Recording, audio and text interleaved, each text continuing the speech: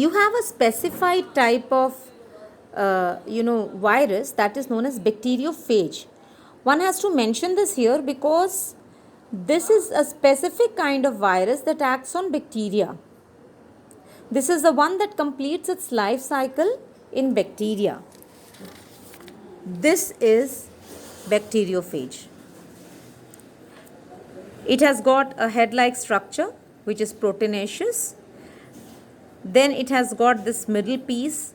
You can see the collar, middle piece and these tentacles. With these tentacles, it actually rests on bacteria. And you can see the genetic material inside. Now, just to give you an idea as to how it infects, there's a bacterial cell which has got its own genetic material or diffuse nucleoid, you understand that, and a plasmid, the extracellular genetic material, that is plastid. Now, this virus will be finding its way to the bacteria here with its genetic material. It will rest its tentacles here on the bacteria, and then it is going to push the body downwards, just like a spring. And when it will push its body downward from this vacant tube-like structure, the DNA will be dropped here inside the bacterial cell, only the DNA.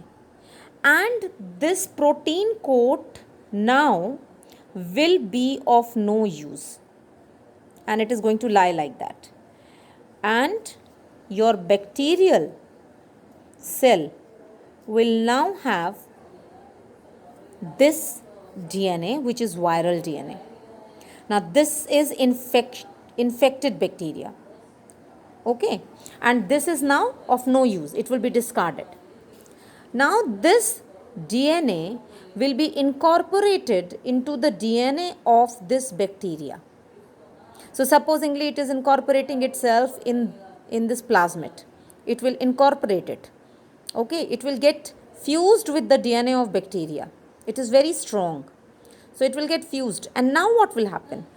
This will lead this bacterial DNA to make proteins of viral types.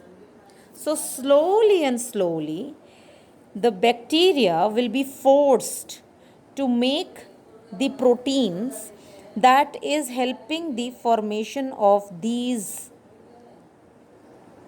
bodies. Then later the DNA also multiplies inside the bacteria. DNA of the virus will also multiply once the protein coats are ready. DNA will be placed inside these proteinaceous structures, and one fine day this bacteria wall will be broken and these will escape. Okay, just to give you an overview how these viruses act. This is how they act on your body also. When they enter your cells, they would first increase their number by taking over your genetic system. They will get incorporated into your own DNA, and then they will direct your own DNA to make their protein types. And likewise, they will multiply. When they will multiply, and there are many in numbers, one day they will break that cell and come out.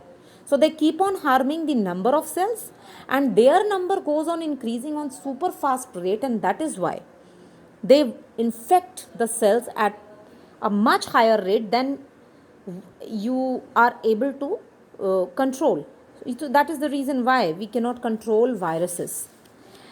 So this is the bacteriophage.